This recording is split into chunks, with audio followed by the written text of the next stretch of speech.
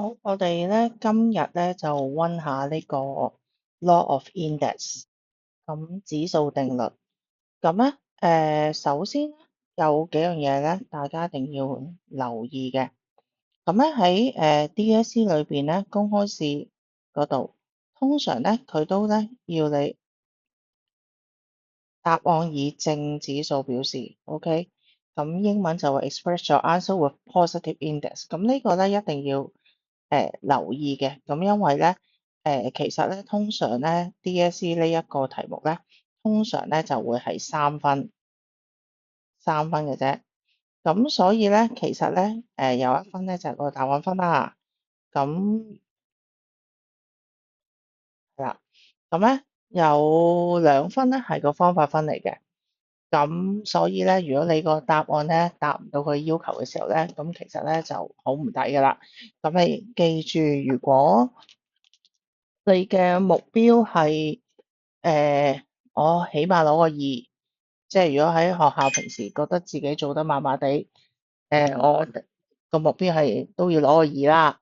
咁呢1分其實咧，唔應該失咯，即係唔好諗住1分冇所謂啦。咁但係你諗下，其實你一條有把握嘅題目，你唔見咗1分，咁其實好唔抵嘅，因為有啲題目咧，好坦白講，你可能咧覺得自己未必好有把握可以做到。好啦，咁我哋睇一睇咧呢一度，咁有幾個重點咧，佢會有幾個 technique 好想考嘅。第一咧就會係考關於乘除，我哋係點樣去化簡佢嗰個指數個 index。咁咧，另外咧就係關於咧一啲係負 index 嘅問題啦，負指數。咁另外咧就會係你會係見到一個括弧，入邊有啲嘢，跟住咧出邊咧再有一個指數。咁咧呢三大樣嘅技巧咧，佢就主嚟要考噶啦。咁基本上你呢三樣嘢裏邊咧，你有機會顯示到其中2樣係正確做到咧，都有機會喺呢個3分裏邊咧攞到2分嘅。咁所以咧，其實咧就一定要搞掂呢幾樣啦。好啦，咁我哋首先咧睇下呢一度先。咁第一條裏邊好啦，咁第一條我簡單啲啦，我逐 part 去解釋，係啦。咁因為咧主要目的都係想俾啲平時可能甩咗少少嘅同學仔，而家咧有個機會啦，可以喺度慢慢再學翻。好啦，首先好似呢一度，咁 x 嘅負3次方係咩意思咧？x to the power -3。咁咧，記住咧，上面嗰個咧係指數嚟嘅。咁咧，其實呢一個數值咧係咪負數係絕對唔關係嘅，即係佢本身唔係佢係一個負數。咁呢個咧記住啦。咁好啦，點樣去轉翻做正指數咧？咁啊，記住咯。咁咧，佢會係轉成倒數1/1/1/。咁咧1/咗之後咧，個指數就唔會負噶啦。就1/x 嘅3次。好啦，如此類推。咁乜嘢叫倒數咧？你就會見到咧個最初呢一邊咧，佢唔係一個份數嚟啦，或者咧你當成一個份數咧，可以咁樣睇啦。咁咧倒數咧就係分子分母咧，好似對調咗咁樣，係啦，好似對調咗咁樣。咁所以咧，你就會見到咧，佢右手邊咧，好似一個倒數，即係倒數嘅嘢啦，係啦，分子分母對調咗。咁但係咧，佢對調咗之後咧，佢唔係真係做倒數，唔係真係做 reciprocal。咁咧，佢喺指數嚟講咧，佢會變咗1/。但係咧下邊嗰個咧就冇咗個負數嘅指數啦，咁啊變翻正嘅。咁所以咧，如果係好似呢一條，我哋會有個呢一行啦，y 嘅負四次方啦。好啦，咁咧我哋如果將佢希望轉翻做正指數嘅時候咧，就好似啱啱個例子啦。咁但係今次咧個 y 嘅負四次方 y to the power negative 4咧喺個分母上邊，咁所以咧佢今次咧就變咗咧分子啦。咁即係呢一個位好似對調咗啦，但係對調咗之後咧，佢就冇咗個負數噶啦。好啦，咁如果你想再詳細知道點解，即係你已經唔記得咗啦，低年班其實學過啦，初中有解釋過，我相信老師有解釋過點解係咁嘅。咁你話我真係好唔記得，我唔明佢點解，我唔明咧，我就記唔到啦。咁你可以自己再聯絡我，我再解翻俾你知。咁但係呢度咧就幫一啲以往學咗，但係呢一刻又唔係好記得嘅同學仔咧，回憶翻我哋點樣處理啦。好啦，咁跟住咧，好啦，咁我哋就開始做呢一條啦。嗱，咁我需唔需要處理晒啲負 index 先咧？誒、我會覺得先喺呢一條，我會先選擇做咗可以用乘除化簡嘅，先做咗嗰啲化簡先。咁同埋咧，如果有啲同學驚有啲亂，同埋尤其是佢分母比較即係超過一個unknown 嘅時候咧，咁有時啲同學仔咧會有啲亂嘅。咁我就會咧提議大家咧，不如咁樣，即係如果你想再慢啲，再想慢啲咧，就咁樣分開，即係 x 嘅嘢撥埋一齊，好似呢度 y 嘅嘢撥埋一齊，係啦。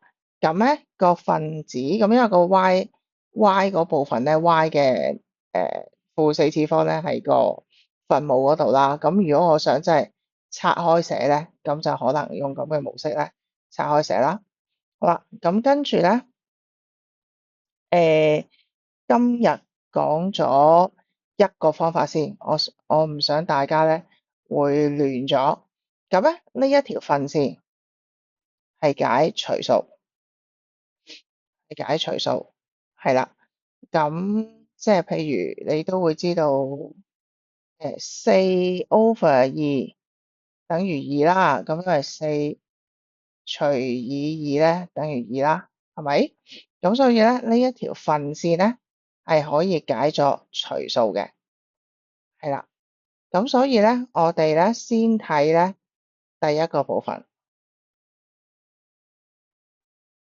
第一個部分咁樣咧，呢一個咧你就可以睇成咧上面除以下邊，因為個除數咧望下，我哋係分子除以分母。分子除以分母，即係呢個除嘅意思咧，係分子除以分母，即係咁樣諗嘅。咁所以咧就會係上面 x to the power negative 3除以 x to the power 5。咁如果係咁嘅時候咧，根據之前咧初中你哋學過嘅定律咧，嗱，小心一樣嘢咧，唔好俾啲負數搞亂。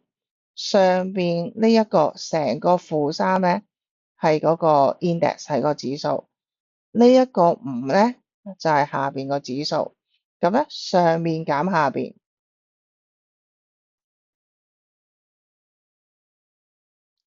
就係咁啦。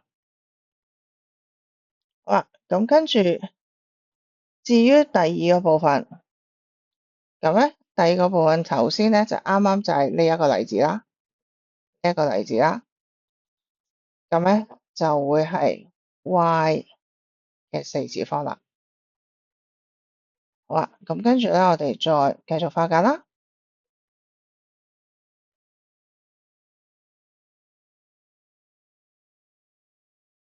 好啦，然之後咧就再用呢一個情況咯喎。咁咧 x 嘅負8次方即係1 over。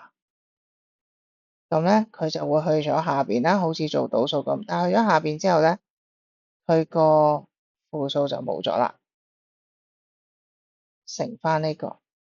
好啦，咁跟住咧最尾嗰項咧就係一個分數，即係好似係一個分數乘一個整數啦。咁所以乘嘅時候咧，呢一個當係好似一個整數咁乘咧，係記住係乘上分子嗰度嘅。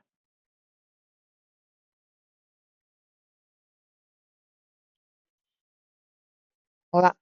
咁咧呢個部分咧，其實咧，最主要咧，呢一個步驟咧係可以 skip 嘅，即係其實咧你可以寫同唔寫咧都冇乜關係。咁但係如果你到而家你都覺得自己我份數都仲係有啲亂嘅，係啦，唔緊要嘅，可以再學翻嘛，係咪？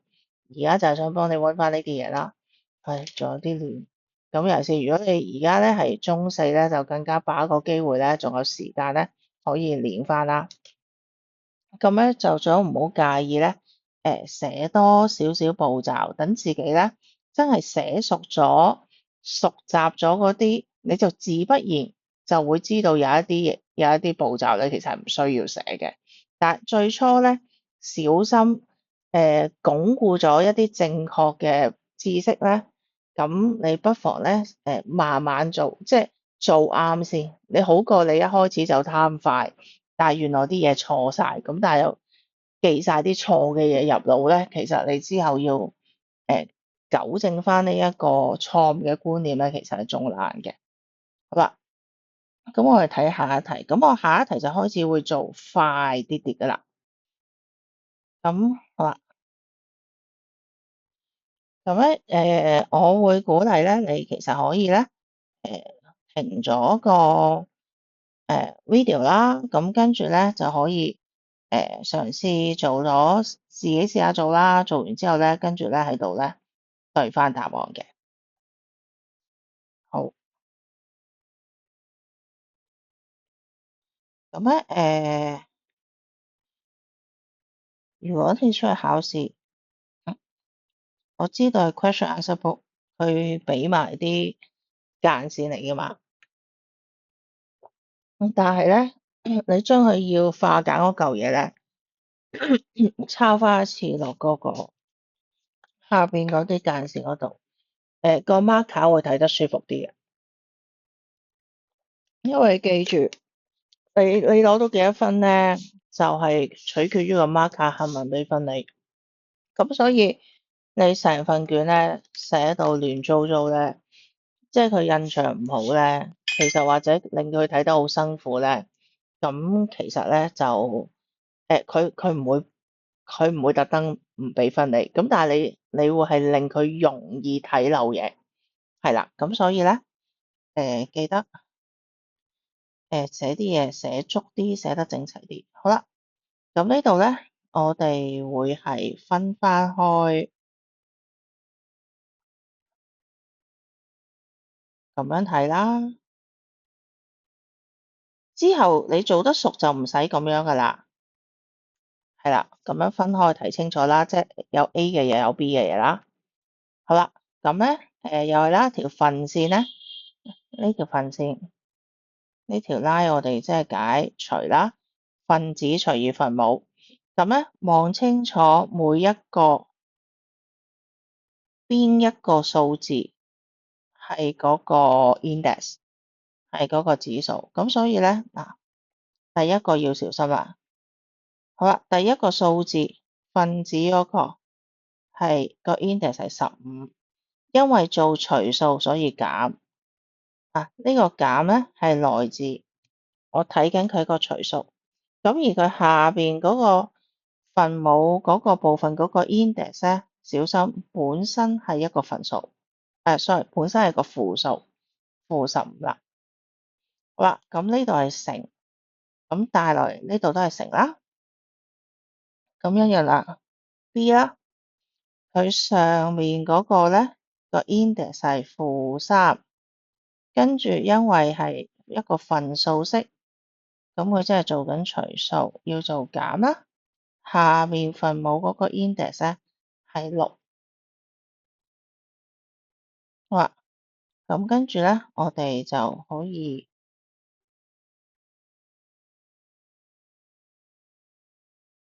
做計咗啲數字嚟啦。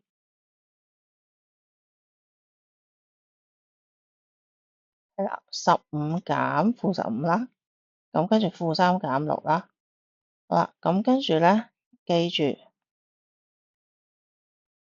住呢一嚿嘢係點樣轉翻做正嘅 index，positive index，一 over 咗咧就冇負數啦，over 咗就冇負數啦。咁所以咧，最後個結果咧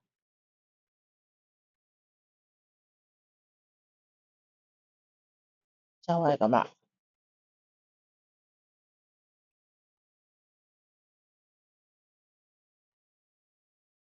好，咁咧，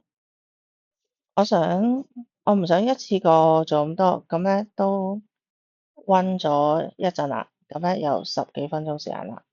咁咧，我想俾你睇一睇咧，我仲預備咗咧邊幾題，咁你而家可以望咗啲題目先。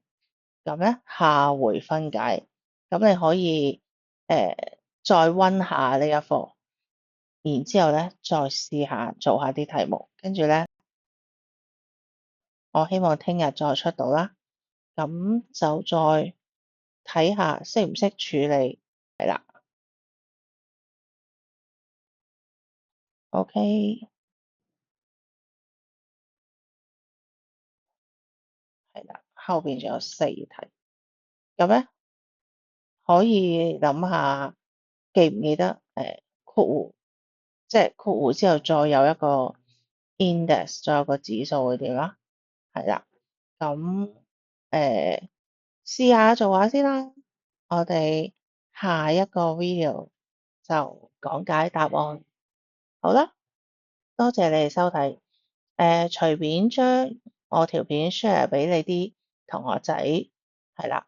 咁除咗高中準備應付 DSE 嘅同學可以睇之外咧，我相信初中啦，開始學緊 index 嗰啲啦，尤其是應該係中三啦。咁或者就算你其他嘅 curriculum，佢哋都需要你學 index 嘅，你哋都可以去睇下呢條片。咁希望你哋鍾意啦，咁就有乜嘢可以 comment 話返俾我知啦。